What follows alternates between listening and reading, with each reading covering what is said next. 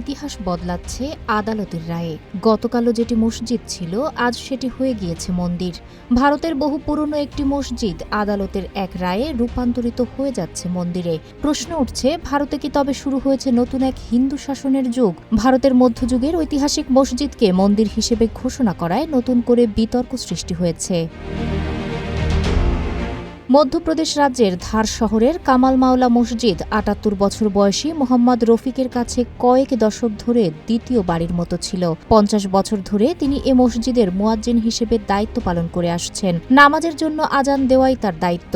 এর আগে ১৯৪৭ সালে ব্রিটিশ ঔপনিবেশিক শাসন থেকে ভারতের স্বাধীনতা লাভের আগে রফিকের দাদা হাফিজ নাজির উদ্দিন এ মসজিদে ইমামতি করতেন। কিন্তু ভোজশালা কমপ্লেক্সের এ মসজিদ এখন রফিক ও অন্য মুসলিমদের জন্য নিষিদ্ধ হয়ে গেছে।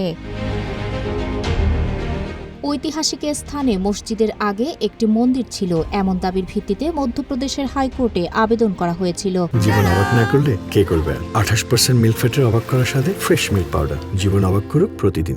২২ মে এক শুনানির পর হাইকোর্ট রায় দেন, মধ্যযুগে তৈরি এ কমপ্লেক্স ছিল প্রকৃতপক্ষে এক হিন্দু দেবীর উদ্দেশ্যে উৎসর্গ করা মন্দির, যার ফলে রাতারাতি মসজিদ থেকে হয়ে যায় মন্দির। কামাল মাওলা মসজিদটি এখন গেরুয়া পতাকায় ছেয়ে গেছে। কট্টরপন্থী হিন্দু যুবকদের সেখানে ধর্মীয় সঙ্গীতের তালে নাচতে ও ধর্মীয় বিভিন্ন আচার মুঠোফোনে ধারণ করতে দেখা যায়। বিপুল পুলিশ সদস্য মোতায়েনের মধ্যেই দেবীর একটি অস্থায়ী মূর্তিও স্থাপন করা হয় সেখানে। আদালতের রায়ে এ স্থানকে বাগদেবী বা জ্ঞান ও বাণীর দেবীর মন্দির ঘোষণা করা হয়েছে। ফলে হিন্দুরা সেখানে পূজার অধিকার পেলেন। আদালত মুসলিমদের আবেদন খারিজ করে দিলেও তাদের জন্য অন্য জায়গায় একটি মসজিদ নির্মাণের লক্ষ্যে বিকল্প জমির আবেদন করার সুযোগ রেখেছেন।